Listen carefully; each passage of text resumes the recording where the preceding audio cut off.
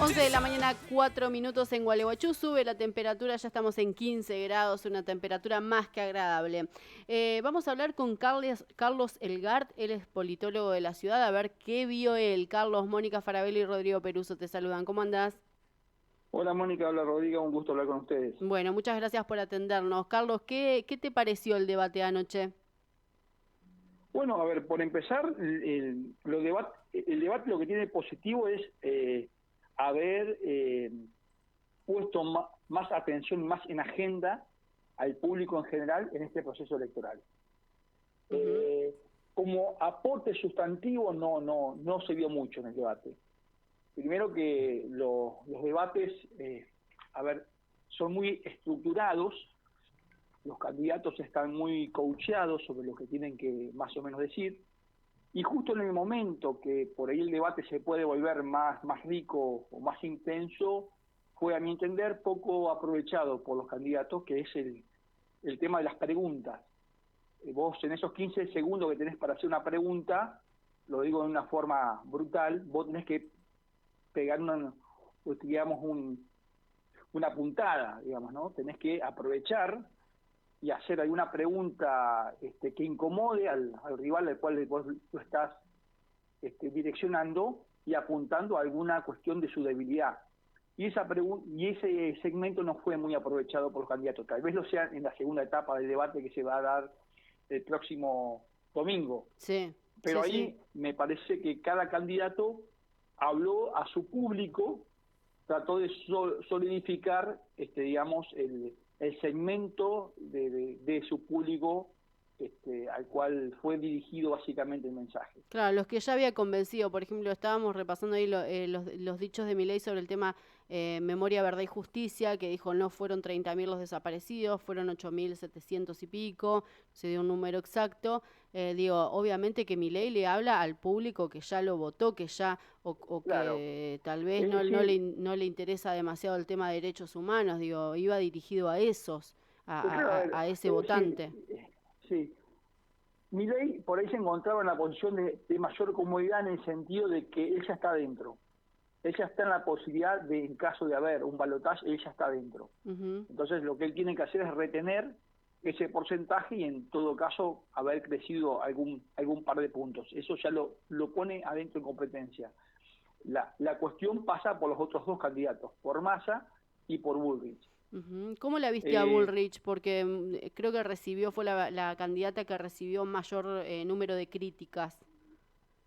bueno, por ejemplo, a Bullrich tuvo, al principio empezó como un poco clara. Ella tiene una debilidad en el, a ver, en lo que es la cuestión económica, en cómo poder expresar de forma más clara, más didáctica, algunas cuestiones económicas. En eso es lo que yo creo que Burri tiene que trabajar más, por eso, bueno, que la presentación de su equipo económico encarnado por Melconian Ujú. apunta a solidificar uno de los francos más débiles que tiene Patricia Burri. Pero después, en la medida que el debate comenzó a desarrollarse, se la vio más suelta cuando la llevaron a su terreno, que es el terreno de la seguridad, que es el terreno de demostrar carácter, firmeza frente a ciertos problemas que hay que enfrentar. Ahí se la vio más suelta, pero no así en el tema económico.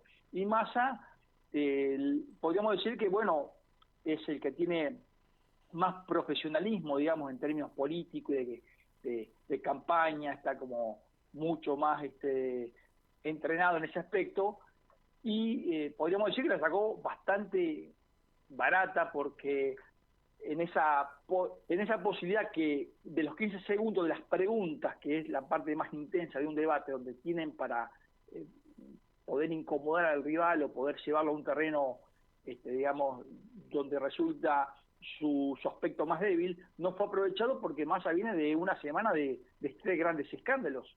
El Sí, escándalo del Banco Nación, el escándalo de las tarjetas y el escándalo que estalló los otros días con el jefe de la provincia de ministros, Insaurralde. A tremendo. pesar de esa situación, Massa no salió tan mal parado, digamos, frente a una semana, digamos, terrible que tuvo el gobierno nacional y él que representa a un gobierno con muchos indicadores también esta semana fueron muy negativos, como el índice de pobreza. Sí. Carlos, y pensando para lo que se viene, sobre todo también acá en Gualeguaychú, más allá del próximo debate presidencial también, ¿qué conclusiones se pueden sacar? ¿Cómo se los preparan? ¿En dónde hacer mayor hincapié? Yo pienso acá, por ejemplo, en la ciudad, ¿no? Martín Roberto, Palito Davico y Romero, que es por ahí quien corre con la desventaja, ¿no? Quien es el que se tiene que hacer más conocido para meterse en esa puja. ¿A cuál deberían parecerse o qué deberían hacer en este tipo de debate? Si bien es cierto, no tiene la misma repercusión que un debate presidencial. Bueno, mirá, la campaña local es menos ideologizada, digamos, ¿no? O sea, bueno, cada uno apunta a su fortaleza y a su debilidad. Y en cuanto a la campaña local, hay como situaciones de cierta complejidad, porque en el caso hay una candidatura que está en un proceso todavía de judicialización para dirimirse, lo cual eso genera un cierto marco de incertidumbre, perdón, y donde en cuanto a la gestión local, quienes representan la gestión local salen a a poner a evaluación de la ciudadanía y mostrar lo que han hecho, ¿no? Mostrar la gestión local. El problema es que hoy las gestiones locales, los gobiernos locales, que yo esto lo he dicho en otras oportunidades que he salido en otros medios a hablar, están en una situación muy comprometida los intendentes, en el sentido que más allá que sus gestiones sean positivamente evaluadas, pero tienen el problema de la atracción hacia arriba, digamos, en Entre Ríos, su candidato a gobernador o su candidato a presidente no están traccionando mucho a los candidatos a intendentes, tienen el problema de la economía, que eso les pega y más le pega al núcleo donde ellos son más fuertes, que son los sectores más vulnerables, porque la inflación está pulverizando de forma mucho más acelerada todas aquellas políticas expansivas que hace el gobierno para apuntalar el consumo, ¿no? O sea, con una inflación que corre al 12%, al 10%, al 8% tal vez que sea en septiembre, rápidamente te va pulverizando todas las políticas expansivas. Entonces es una situación muy complicada que atraviesan los que, digamos, tienen que competir por retener el poder territorial. Algo muy parecido pasó en el 99. En el 99 fue una situación también de mucha adversidad para los candidatos locales, que muchos de ellos lo pudieron sortear y otros no. Te puedo nombrar en el 99, fue el caso de Gualeguay, el caso de Paraná, y como la otra contraprueba de aquellos que lograron resistir fue Gualeguaychú, Concordia, Concepción del Uruguay. Y esta es una situación muy parecida en ese aspecto, ¿no? Por eso les digo que yo creo que los candidatos, en términos locales, los opositores están parados en esa ola de cambio que hoy existe, ¿no? De cada 10 personas, o de cada 100, para no usar decimales, 75, 73 personas quieren un cambio. Eso hay una ola de cambio, ¿no? Por lo tanto, frente a esa ola de cambio, los intendentes tienen que resistir concentrándose en sus gestiones. Claro. ¿No? Básicamente, mostrar y llevar la discusión política a lo local. Nosotros hoy hablábamos que, bueno, si la mirada de la gente que ve los debates, por ejemplo, es una mirada más de público que lo mira como show, por ejemplo, que lo que queda son las frases como la de Miriam Bregman hablando sobre el gatito del poder económico. Si hay gente que en este casi 30% o un 30% de lo que hablan las encuestas, que está indeciso, puede llegar a tomar una decisión o a cambiar su voto. Para vos, ¿cuál es la hipótesis más fuerte, Carlos? ¿Cómo ve la gente el debate o para qué lo ve? A ver, los debates mueven poco el perímetro. Sí, por ahí hay algunas frases, digamos, rimbombantes que quedan y que, por ejemplo, es para engolosinar al público adepto a un determinado candidato. Pero muchas veces puede haber un mínimo porcentaje de ese voto dubitativo que cuando ve a un candidato que está haciendo agua en algún tema, puede ser que se incline por el otro. pero básicamente los debates no generan mucho movimiento de voto. Lo que sí es positivo en un debate, vuelvo a reiterarte, es que pone al público en una mayor atención al proceso electoral y a poder mirar más detalladamente a los candidatos, que es el efecto posterior al debate, que es el efecto que genera posteriormente a ese proceso de debate, es decir, Claro.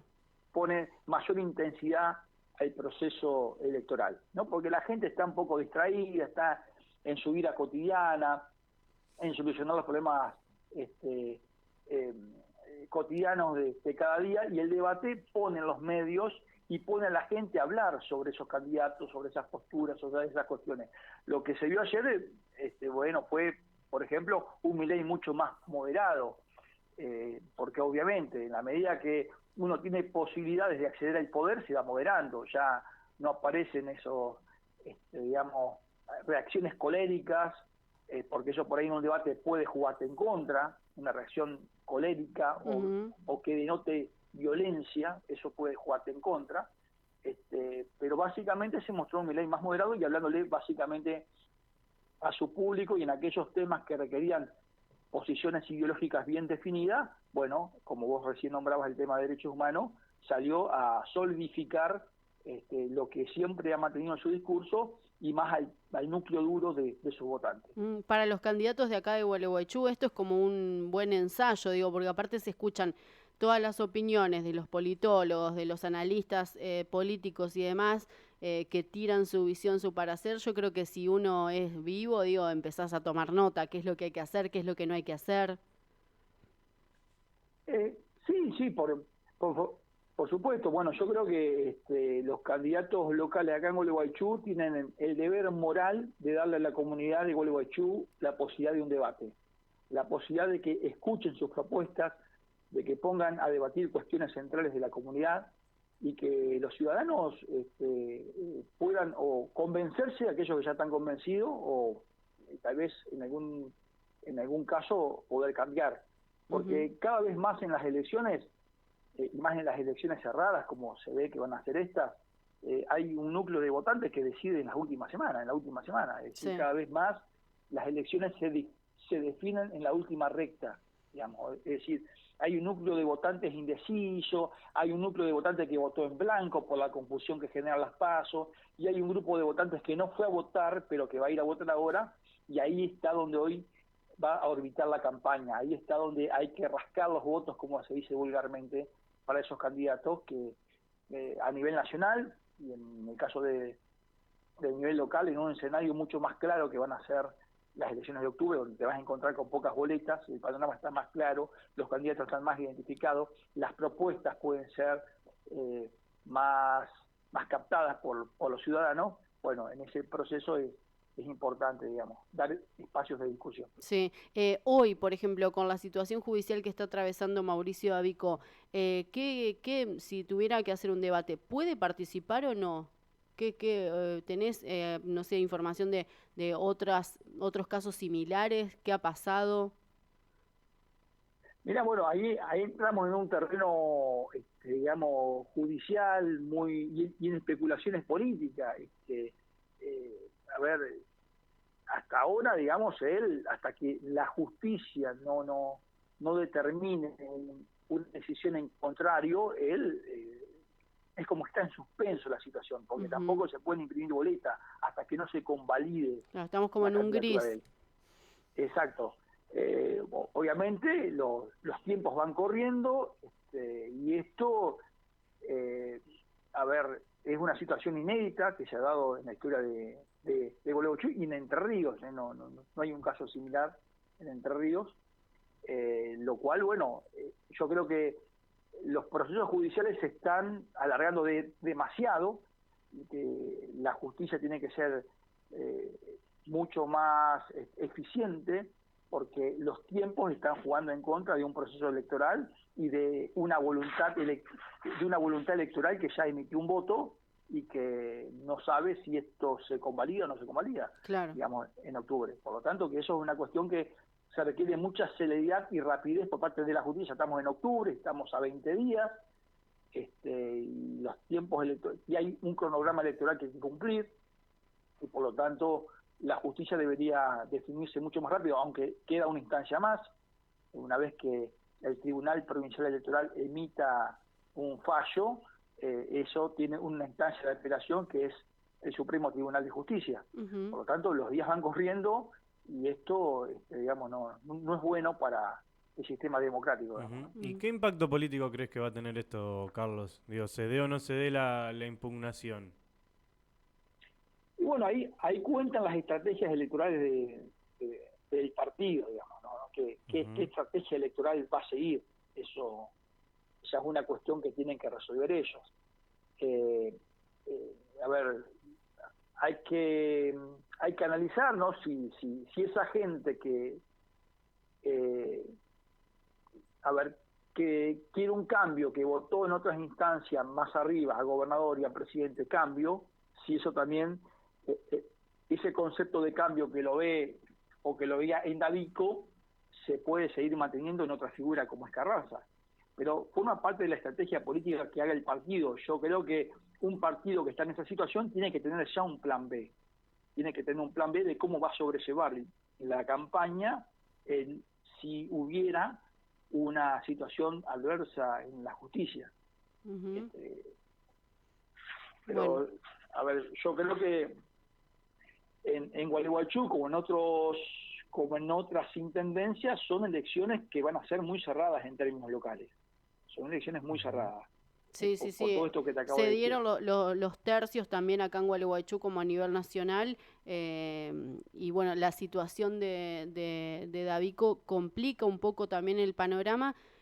Hablábamos la semana pasada con un analista político que decía qué difícil que es posicionar un candidato a los medios de comunicación y a la gente con tan poco tiempo. Digo, Carranza es una joven que la conocemos obviamente a los medios de comunicación, pero no sé si tiene una llegada masiva a la gente como lo tiene Davico, como ya lo tiene Davico hace años.